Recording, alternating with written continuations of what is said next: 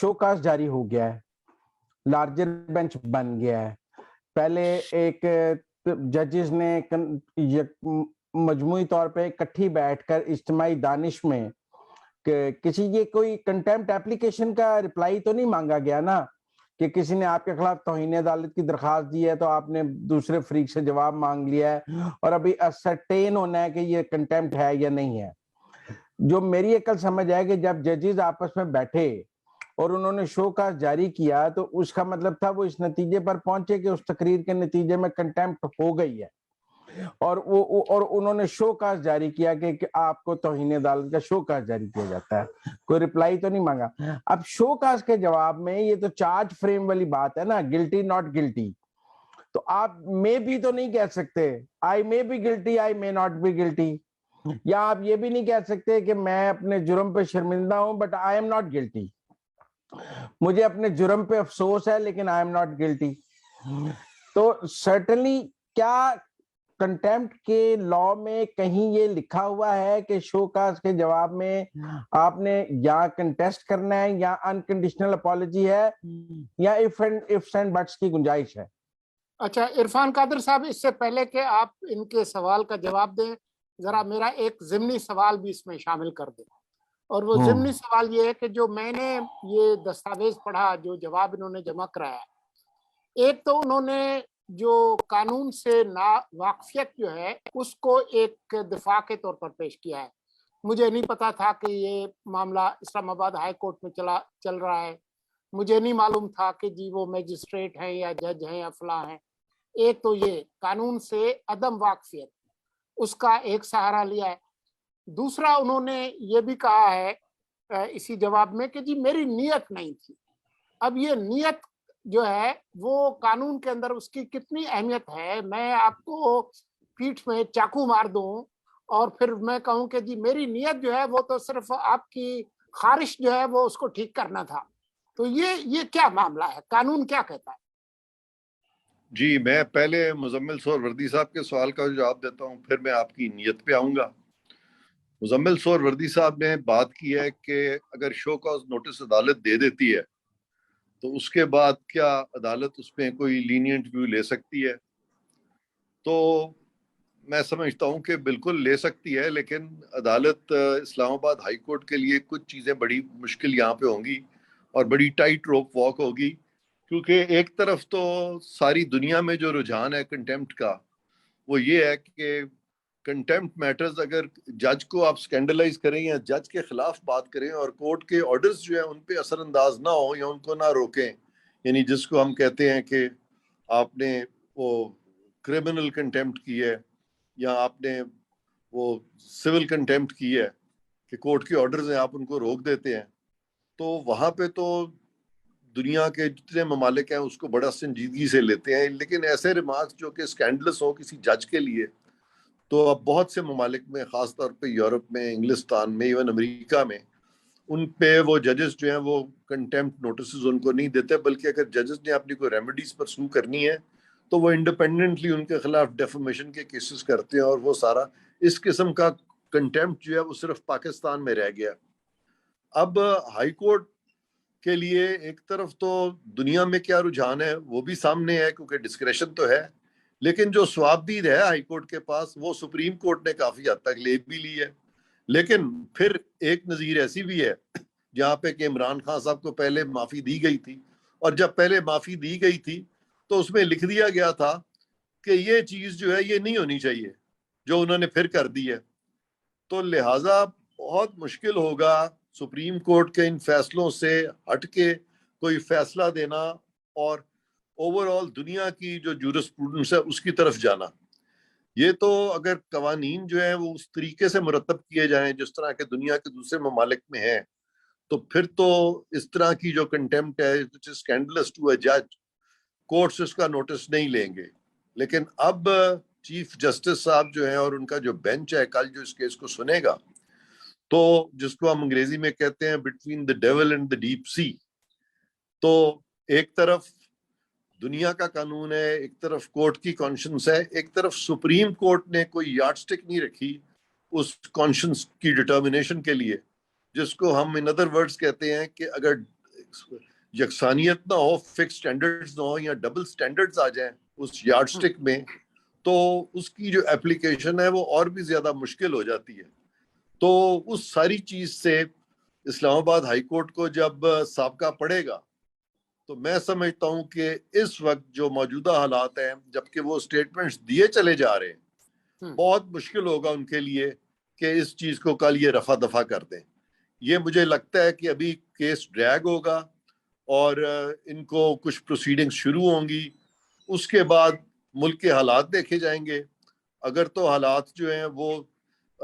کروٹ لیتے ہیں کسی اور طرف, تو پھر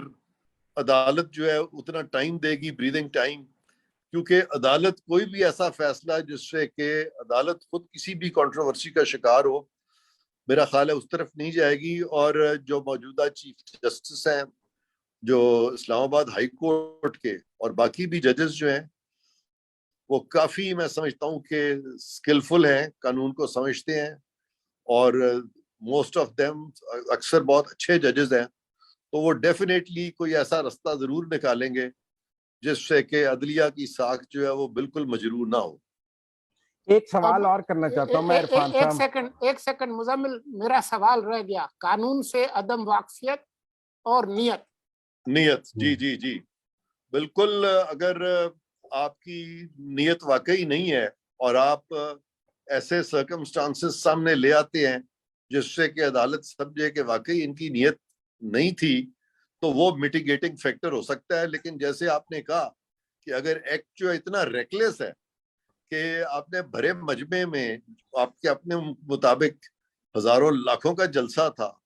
وہاں پہ اتنی سخت زبان جب آپ استعمال کرتے ہیں, جس کو کہتے ہیں کہ آپ نے اپنی ٹنگ کی جو ایک وہ جو ریزر ہے اس کو انلیش کر دیا ہے اتنی سختی کے ساتھ, تو وہ ڈیفینیٹلی اس پہ پھر بڑا مشکل ہو جاتا ہے عدالت کے لیے کوئی ریلیف دے سکے. میں ایک اور سوال کرنا چاہتا تھا عرفان قادر صاحب, تھوڑا ہے ٹرکش بھی اور بلو دا بیلٹ بھی. دیکھیں عمران خان صاحب کی لیگل ٹیم ہے, بابر اعوان, فواد چودھری اور یہ وہ. اس کیس میں کیا وہ حامد خان کو اس لیے لائے ہیں کہ وہ عدلیہ تحریک میں اطہر من اللہ کے ساتھ تھے؟ ہم نے دیکھا افتخار چوہدری صاحب نے اعتزاز احسن صاحب کا اپنی کورٹ میں وکالت نامے پھر اس لیے مسترد کیے کہ وہ عدلیہ تحریک میں ان کے ساتھ تھے. تو حامد خان صاحب بھی عدلیہ تحریک میں اطہر من اللہ کے ساتھ تھے, اس سافٹ کارنر کو یوز کرنے کے لیے حامد خان صاحب کو لایا گیا. اب میں یہ نہیں جانتا کہ کس لیے لایا گیا, کیونکہ یہ تو خدا جانتا ہے, میں خود نہیں جانتا. لیکن یہ فیکٹ ہے کہ جب کسی کو وکیل کیا جاتا ہے تو پاکستان میں بہت سارے جو سائل ہیں وہ اس چیز کو دیکھتے ہیں کہ اس جج پہ کتنا وہ اثر انداز ہو سکتے ہیں. میں یہ بھی نہیں کہہ رہا کہ ججز جو ہیں اس چیز کا اثر لیتے ہیں, ججز نہ بھی لیتے ہوں تو جو کلائنٹس ہیں, جو سائل ہیں, جو لٹیگنٹس ہیں, ان کا یہی خیال ہوتا ہے کہ یہ جو وکیل ہے جب یہ جائے گا تو اس سے کوئی نہ کوئی فائدہ ہوگا, جج ان کی بات سنیں گے. اور یہ ایک بہت زیادہ ایک یعنی ایک فیلنگ جو ہے وہ لٹیگنٹس میں ہے, اور وہ قدرتی بات ہے, ایسے کو وکیل نہیں کرنا چاہتے جو کہ وہ سمجھتے ہیں کہ جج صاحب کے کبھی اتنا قریب نہیں رہا. حالانکہ ایسا ہونا نہیں چاہیے, لیکن یہ کلچر ضرور بن گیا پاکستان کا. لیکن عدالتیں اس کو ڈسپیل کر سکتی ہیں. مجھے یاد ہے بہت سال پہلے میں خود جب ایک بہت ینگسٹر تھا اور میرے ابھی شروع کے وکالت کے دن تھے, میں سپریم کورٹ میں اپیئر ہوا کرتا تھا اور میرے ساتھ بڑے سینئر لائرز پیش ہوتے تھے. تو بالکل وہ اس وقت کے جو چند ججز ہیں بہت سارے, وہ بالکل ہمیں محسوس ہی نہیں ہونے دیتے تھے کہ میں ایک جونیئر لائر ہوں اور میرے ساتھ جو بہت بھاری بھرکم وکیل کھڑے ہیں وہ کوئی بہت بھاری بھرکم ہے. تو اگر ججز اپنے آپ کو اس طرح سے کنڈکٹ کرنا شروع کر دیں, ہر وکیل کو عزت دیں, خواہ وہ جونیئر ہے سینئر ہے, ہر ایک کی بات سنیں, اور اس پہ پھر ایک نیوٹرلٹی کا ایک اس طرح سے کورٹ میں عنصر قائم کر دیں, تو ڈیفینیٹلی پھر لوگ ان لوگوں کو وکیل نہیں کریں گے جو کہ لوگ سمجھتے ہیں کہ ان کا کلاؤٹ ہے. تو وہ کلاؤٹ کے نوشنز کو میں سمجھتا ہوں بینچ کو, کورٹس کو کم از کم اگلے 5-6 سال 8-10 سال لگ جائیں گے ڈسپیل کرنے کے لیے, اور ان کو کرنا چاہیے اس طرح کا نوشن ڈسپیل. صحیح. میں ایک اور سوال پوچھ سکتی ہوں اجازت ہو تو؟ جی کیا ہوتا ہے ایسے، یا کوئی ایسی مثال ہے جہاں اب آپ نے، کیونکہ ہم سب کو معلوم ہے طلال چودھری، دانیال عزیز، نہال ہاشمی، عدالت پریسیڈنٹ کو نظر انداز کرے، آپ نے کہا کہ بیچ کا راستہ بھی نکالا جا سکتا ہے، تو کیا ہو سکتا ہے ممکنہ طور پر؟ اور یہ بھی، اور عرفان صاحب، میں نے دیکھا ہے سر، ایک سیکنڈ میں ذرا امبر کا جواب دے لوں. جی پلیز پلیز. وہ طریقہ یہ ہوتا ہے، میں پہلے بھی آپ کے پروگرام میں کہہ چکا ہوں کہ ایک لمبا فیصلہ لکھا جاتا ہے، لمبا. اچھا، اس نیت میں کیونکہ کتاب ہوتی ہے تو کتاب کی شکل میں اس کو پڑھ کے لکھنا پڑتا ہے. اس طرح سے لمبا لکھا جاتا ہے کہ پڑھنے والا تھک جاتا ہے، نہ اس کو یہ محسوس ہوتا ہے کہ یہ صحیح ہے، نہ وہ کہہ سکتا ہے غلط ہے. میں آپ کو آج کہتا ہوں کہ پلیز آپ کل پرسوں اس ہفتے یوسف رضا گیلانی صاحب کا جو کنٹیمپٹ کا فیصلہ سپریم کورٹ کا ہے، جس پر انہوں نے کنٹیمپٹ لگائی ہے، وہ پڑھ کے مجھے بتائیے گا کہ وہ یوسف رضا گیلانی صاحب نے کیا کیا تھا. آپ پڑھ کے تھک جائیں گی، آپ کو سمجھ نہیں آئے گی کہ کس بات پہ ان کو کنٹیمپٹ لگا دی گئی ہے، لیکن اس میں بہت لمبی باتیں لکھی گئی تھی. تو یہ بھی ایک طریقہ ہے یہاں پہ فیصلے کرنے. اور پریسیڈنٹ جی ہاں، کو جو نظر انداز پریسیڈنٹس ہیں ان کو تو فالو ضروری ہے، فالو کرنا، کیونکہ اگر سپریم کورٹ کا ایک پریسیڈنٹ ہے تو ہماری کانسٹیٹیوشن میں آرٹیکل 190 ہے اور آرٹیکل 189 ہے. ان کا کرکس یہ ہے کہ تمام judicial authorities through Pakistan shall act in aid of supreme court, اور جو ہائی کورٹ کے فیصلے ہیں وہ ماتحت عدلیہ فالو کرے گی، اور سپریم کورٹ کے فیصلے ہائی کورٹس فالو کریں گے. تو یہ باتیں تو آئین میں لکھی ہوئی. عرفان قادر صاحب، پچھلی پیشی میں یہ کہا گیا کہ ہم سپریم کورٹ کے جو فیصلے ہیں ان کو نظر انداز نہیں کر سکتے توہین عدالت کے کیسز میں، اور انہوں نے کیسز ریفر کیے عمران خان کے وکلا کو کہ یہ پڑھ کے آئیے گا، اور آج انہوں نے اس کا جواب دینے کی بھی کوشش کی ہے کہ جی ان کا ہم پر اطلاق نہیں ہوتا. جی اب وہ دیکھنا یہ ہے کہ فیصلے جو ہیں ان کو اگر حد سے زیادہ آپ ہیئر سپلٹنگ کریں گے تو پھر تو نیچرلی اگر آپ اس طرح کی منطق دے دیں کہ یہاں پہ نام عمران خان ہے، یہاں پہ ایک وہ شخص ہے جس کی پاکستان کے لیے بڑی سروسز ہیں، جبکہ دوسرے لوگ جو تھے ان کا نام بھی عمران خان نہیں ہے، ان کی وہ سروسز بھی نہیں ہے پاکستان کے لیے، تو لہٰذا یہ کیس جو ہے یہ ڈسٹنگوشیبل ہے. اس طرح کی ریزننگ بھی دی جاتی ہے چند فیصلوں میں. اگر تو اس قسم کی ریزننگ آتی ہے تو پھر تو وہ بچ جائیں گے، لیکن اگر اس طرح کی ریزننگ دی تو عدالت کی جو لیجٹمیسی ہے فیصلے کی وہ ڈیفینیٹلی میڈیا کے سامنے اور انٹلیکچوئلز کے سامنے ہمیشہ وہ نہ صرف کہ انڈر اسکروٹنی رہے گی، بلکہ اس کی لیجٹمیسی کبھی یہ اسٹیبلش بھی نہیں ہو سکے گی، اور وہ کنٹروورشل بھی رہے گا فیصلہ اس طرح. عرفان قادر صاحب، عمران خان کے جو قانونی مسائل ہیں اس میں کل جو بھی ہوگا وہ تو ہم دیکھیں گے، اور اس پہ ظاہر ہے آپ سے بھی بات بھی کریں گے، لیکن الیکشن کمیشن میں ان کے بہت سارے مسائل چل رہے ہیں. ایک تو ان کے خلاف فارن فنڈنگ کیس کا ایک فیصلہ آیا، اس کے بعد ان کو شوکاز نوٹس دیا گیا، وہ اس کے جواب میں تاخیری حربے بظاہر لگتا ہے کہ استعمال کرتے رہے، تو ابھی ان کو مزید کوئی 10-12 دن ملے ہیں.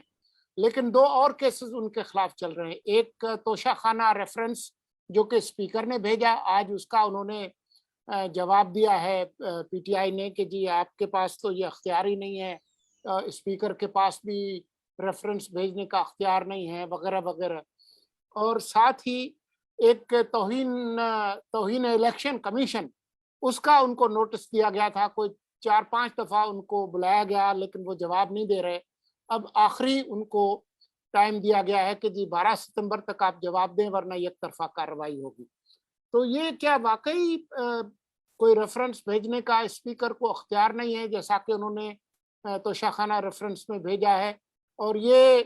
پی ٹی آئی کا کہنا کہ الیکشن کمیشن عدالت نہیں ہے تو اس کی کوئی توہین نہیں ہو سکتی، وہ ایک انتظامی برانچ ہے، وغیرہ وغیرہ. اب آپ نے بہت سارے سوال پوچھے ہیں، میں سارے سوالوں کا جواب آپ کو 1 by 1 دیتا جاؤں گا. سب سے پہلی بات تو یہ ہے کہ یہ جو کچھ عمران خان صاحب کے اوپر اب یہ چیزیں آ رہی ہیں یا جو بھی بیان دے رہے ہیں وہ اس کے پیچھے کچھ فیکٹس ہیں، ایک سیکوینس ہے. سیکوینس یہ ہے کہ ان کے خلاف آیا تھا نو کانفیڈنس کی ووٹنگ، ایک ریزولوشن آیا تھا for vote of no confidence, اس پہ ووٹنگ ہونی تھی. اس وقت اگر ووٹنگ ہو جاتی اور یہ خاموشی سے جا کے اپوزیشن میں بیٹھ جاتے تو کم از کم یہ تھا کہ پارلیمان پھر مل کے اس قسم کے قوانین مرتب کرتی جس میں کہ ایک ایون پلینگ فیلڈ سب کا ہوتا، اور یہاں پہ کوئی بھی اس طرح سے دودھ کا دھلا ہوا نہیں ہے، تو لہٰذا یہ ان چیزوں سے عمران خان صاحب جو ہے وہ بچ سکتے تھے۔ لیکن یہاں پہ کوشش یہ ہوتی ہے کہ جو رائیولز ان پالیٹکس ہیں ان کو ہمیشہ کے لیے اتنا کمزور کر دیں کیس بنا بنا کے کہ جو آئندہ الیکشن ہو رائیول کو کھڑا ہی نہ ہو۔ آپ مجھ سے زیادہ جانتے ہیں پچھلے کوئی 40-50 سال کی اگر سیاست دیکھیں تو کس طرح سے رائیولز کو الیکشن لڑنے سے روکا گیا، اور پھر کوشش یہ کی گئی کہ جو بھی حکومت وقت کے جو لوگ ہیں ان کو واک اوور مل جائے۔ تو یہی کوشش ان کی لگ رہی تھی خان صاحب کی، اور چونکہ انہوں نے اسی چیز پہ یہ ڈپینڈ کر رہے تھے کہ اپنے جو رائیولز ہیں ان کے خلاف کیسز بنائیں گے، تو وہ نو کانفیڈنس آ گیا، اب یہ حکومت میں نہیں رہے، تو انہوں نے بھی دودھ کا دھلا ہوا ہے، جیسے میں نے کہا کوئی بھی نہیں ہے تو اب ان کے خلاف بھی کیسز بنیں گے، اور وہ جو کیسز ہیں سب سے زیادہ یہی کہتے تھے کہ جی ہم ان کو نہیں چھوڑیں گے، یہ سارے چور ہیں۔ تو وہ جو سٹینڈرڈز یہ سیٹ کر رہے تھے وہ یوٹوپین سٹینڈرڈز تھے، اس سٹینڈرڈ پہ یہ خود بھی پورا نہیں اترتے تھے، تو ان اے وے جب یہ ان کے خلاف جا رہے تھے تو یہ اپنے لیے بھی گڑھے خود ہی کھود رہے تھے۔ تو اب یہ اس میں بالکل پھنس چکے ہیں، اور اس کا ایک ہی طریقہ ہے کہ ان کو چاہیے کہ یہ ریکنسیلیشن کی طرف آئیں، اسمبلیوں میں بیٹھیں، کیونکہ اگر یہ سمجھتے ہیں کہ باقی سارے چور ہیں اور ان کو واک اوور مل جائے گا اور اگلا الیکشن صرف یہی لڑیں گے، اور یہ جو منتر ہے کہ ہم 2/3 لے جائیں گے، تو میں نہیں سمجھتا کہ وہ اس طریقے سے، اگر وہ 2/3 اس طریقے سے لیں گے باقیوں کو بند کرنے کے لیے، تو پھر اب حکومت دوسری ہے، اور ان کے خلاف جو کیسز ہیں وہ کوئی ایسے نہیں ہے کہ بالکل کہیں کہ جی غلط کیسز ہیں، بلکہ وہ بڑی سیریس ایلیگیشنز بھی ہیں، اور اب تک ان کے پاس کوئی خاطر خواہ جواب بھی اس کا سامنے نہیں آ سکا۔